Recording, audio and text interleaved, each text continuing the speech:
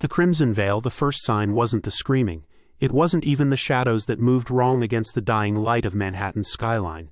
It was the silence, a terrible, suffocating quiet that descended over Central Park like a burial shroud at 3:17 p.m. on a Tuesday that would never be forgotten. Jean Grey felt it first as a whisper against her consciousness, a cold finger trailing down the spine of her telepathic awareness. She stood on the observation deck of the Xavier Institute's Manhattan facility, her auburn hair catching the late afternoon sun, when the silence struck, not the absence of sound but the presence of something that devoured it. "Professor?" she called through the mental link she shared with Charles Xavier, her voice echoing in the psychic plane. But there was no response. The familiar warmth of his mind was there, but muffled, as if wrapped in cotton and buried deep. Scott Summers appeared at her elbow, his ruby quartz visor reflecting the amber light. "Jean, what is it? You look like you've seen a ghost." "Worse," she whispered, pressing her palm against the reinforced glass. Below them, the city stretched out in deceptive normalcy. Traffic moved in its usual choreographed chaos, pedestrians flowed along the sidewalks like blood through arteries, and somewhere in the distance a siren wailed. But Jean could feel it. Something was terribly wrong. "The psychic atmosphere," she continued, her green eyes narrowing. "It's changing like the air before a storm, but in here," she touched her temple. "Scott, I think we need to—" The glass beneath her palm spider-webbed, not from pressure but from something else. Something that made her telekinetic field recoil in instinctive revulsion. The cracks spread outward in patterns that hurt to look at directly, geometric impossibilities that seemed to fold in on themselves. "Jean, step back." Scott's hand moved to his visor, but she was already moving, her consciousness expanding outward, seeking the source of the disturbance. What she found made her stumble. They weren't creatures in any sense she understood. They existed in the spaces between thoughts, in the pause between heartbeats, in the shadow cast by light that had no source. But they were hungry, so desperately, ravenously hungry. "The city," she gasped. "They're in the city." 23 blocks south, Detective Maria Vasquez was having the strangest day of her 15-year career. The first call had come in at 3:15, reports of a disturbance in Times Square. No specifics, just people screaming about shadows moving wrong. She'd seen plenty of weird in her time with the NYPD, especially since the mutant situation had gone public. Giant robots, time travelers, alien invasions. Tuesday in New York. But this felt different. The witnesses couldn't agree on what they'd seen. Some said the shadows had reached for them. Others claimed the reflections in store windows had started moving independently. One teenager, shaking so badly she could barely hold her phone, insisted that the billboards had been looking at her. Now, standing in the center of Times Square with her partner Jake Morrison, Maria was beginning to understand what they meant. The shadows were wrong. They fell at impossible angles, created shapes that didn't match their sources. A hot dog vendor's shadow stretched not toward the west where the sun hung, but north, and it writhed with a life of its own. "Jake," she said quietly, her hand instinctively moving to her service weapon. "Please tell me you see this too." Jake, a 20-year veteran who'd seen everything from sentinel attacks to interdimensional invasions, was pale as milk. "I see it, Maria. Question is, what the hell do we do about it?" The answer came in the form of a sound that wasn't quite a scream, wasn't quite music, and definitely wasn't human. It rose from the sewers, from the spaces between buildings, from the reflection in every window and puddle. And then the shadows began to move. Jean felt the moment when the first person died. The psychic scream tore through her consciousness like a rusty knife, and she doubled over, retching onto the polished floor of the observation deck. "Jean," Scott was at her side immediately, his strong hands steadying her. "Someone just," she gasped, wiping tears from her eyes. "Oh God, Scott, they're not just killing people. They're eating their shadows, their reflections, the parts of them that exist in mirrors and photographs and memories." "What are you talking about?" She straightened, her face pale but determined. "I have to get down there. These things, whatever they are, they exist partially in the psychic plane. I can fight them, not alone." "Scott, you can't. I can't let you go alone." His jaw was set in that stubborn line she knew so well. "Whatever's happening down there, we face it together." She wanted to argue, wanted to tell him that this was beyond anything they'd faced before, that these creatures existed in dimensions where his optic blasts couldn't reach them. But there wasn't time. Already she could feel more minds winking out like candles in a hurricane. "Then we go now," she said, and stepped backward off the deck. For a moment Scott's heart stopped as he watched her fall. Then her telekinetic field caught them both, wrapping around them like invisible wings as they descended toward the chaos below. The first thing Maria noticed was the silence. One moment Times Square had been filled with its usual cacophony of traffic, conversations, and street performers. The next, she could hear her own heartbeat echoing in her ears. "Command, this is Unit 247, she spoke into her radio. "We have a situation in Times Square. Requesting backup and maybe someone who knows about the weird stuff," Static answered her. "Jake, try your radio." Her partner's face was grim. "Nothing, not even Static. It's like the whole frequency just died." That's when they saw the first victim. The businessman had been walking past the massive digital billboard when it happened. One moment he was there, checking his phone like a million other New Yorkers. The next, his shadow had simply separated from him. It stood upright for a moment, a perfect silhouette of the man, before it began to move. Not with the jerky, limited motion of a shadow, but with fluid, predatory grace. It reached for the businessman with arms that stretched impossibly long, and when it touched him, he didn't disappear. That would have been merciful. Instead, he became less. His features blurred, his colors faded, and his movements became mechanical, puppet-like. As if something essential had been drained from him, leaving only a hollow mockery behind.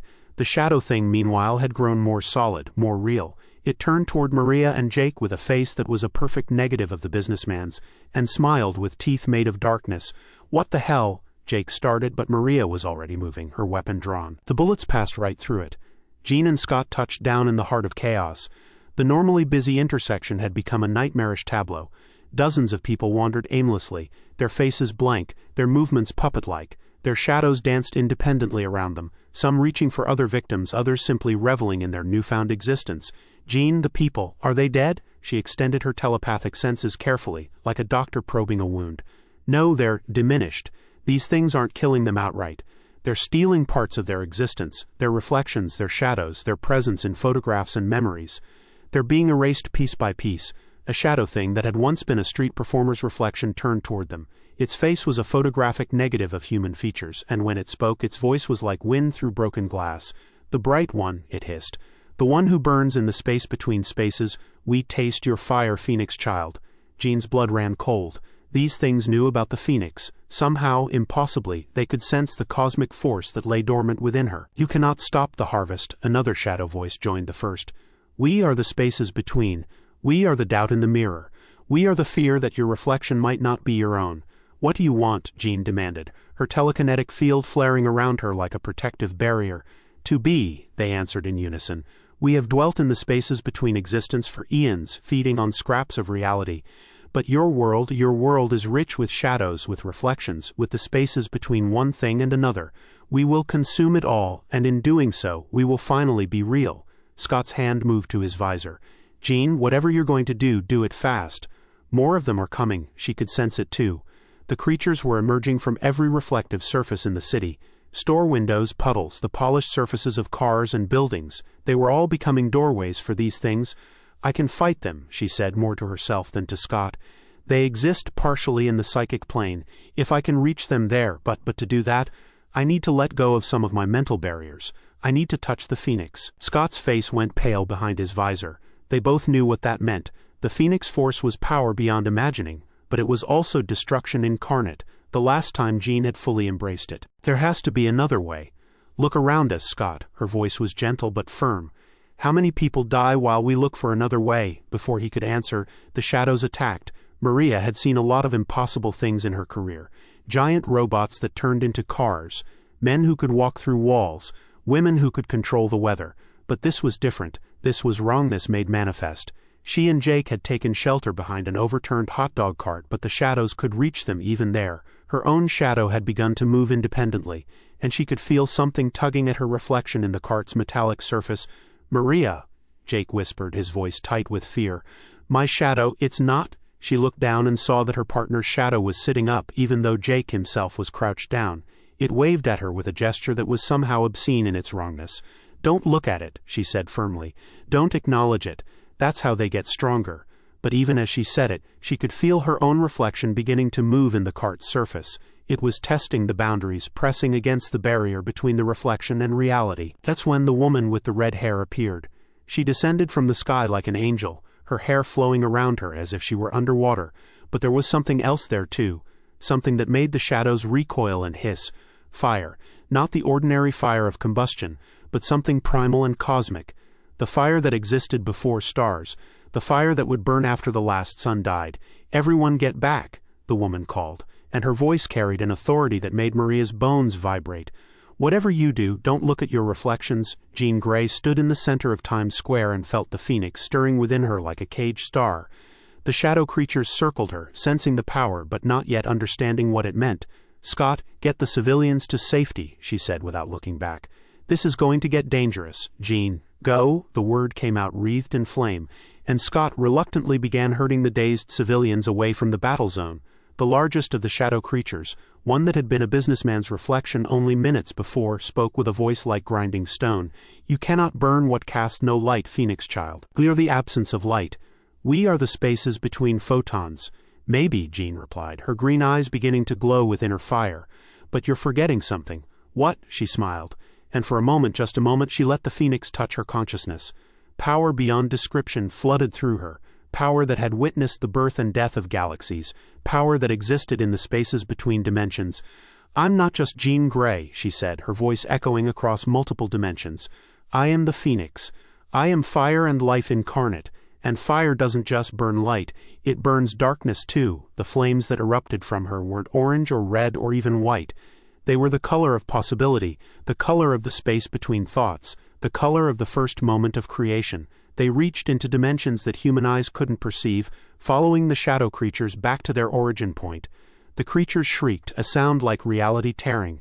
They tried to flee back into their dimensional spaces, but the phoenix fire followed them, burning through the layers of existence like paper. "Impossible," the businessman shadow howled. "We are eternal. We are the spaces that exist between all things." "Yes," Jean agreed, her form now wreathed in cosmic fire. "But I am what fills those spaces." One by one, the shadow creatures burned away, not destroyed but transformed, returned to their proper place in the cosmic order. The stolen reflections and shadows snapped back to their owners like rubber bands, and across the city, the diminished people began to remember who they were. In the aftermath, as the phoenix fire faded and Jean Grey became just Jean Grey again, Maria Vasquez found herself face to face with one of the X-Men for the first time. "Are you all right, detective?" Jean asked, her voice gentle but tired. Maria looked around at Times Square, now returned to its normal chaos. The dazed civilians were beginning to recover, their shadows once again falling at proper angles, their reflections once again mimicking their movements. "What were those things?" Maria asked. Jean considered the question carefully. "Parasites," she said finally. "Creatures that existed in the spaces between reality, feeding on the aspects of ourselves that we don't usually think about. Our shadows, our reflections, our presence in photographs and memories. They wanted to become real by stealing our reality, and you stopped them by reminding them that even the spaces between things are part of something larger." Jean's smile was sad. "The phoenix isn't just destruction. It's also the force that fills the void that connects all things. It burns away what doesn't belong so that what does belong can flourish." Jake, who had been unusually quiet, finally spoke up. "Will they come back?" "Not here," Jean assured him. "Not to this dimension, but somewhere else in the spaces between other realities. They'll find their proper place. Everything has a purpose, detective. Even parasites serve a function in the larger cosmic ecosystem." As the X-Men departed, rising into the sky on invisible wings of telekinetic force, Maria looked down at her shadow. It fell at the proper angle, moved when she moved, and showed no signs of independent thought. But for just a moment, just the briefest instant, she could have sworn it waved at her. She decided not to wave back.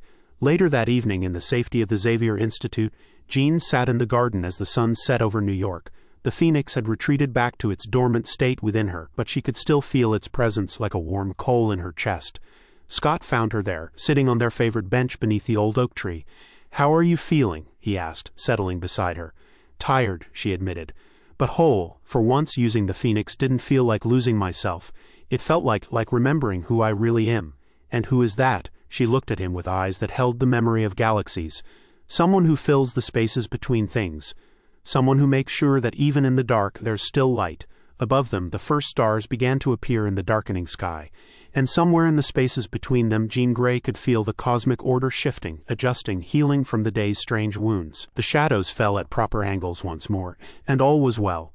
But in the city below, in the reflection of 100,000 windows, something flickered. Something that might have been a wave, or might have been nothing at all. And Jean Grey smiled, because she understood that even nothing was part of something larger.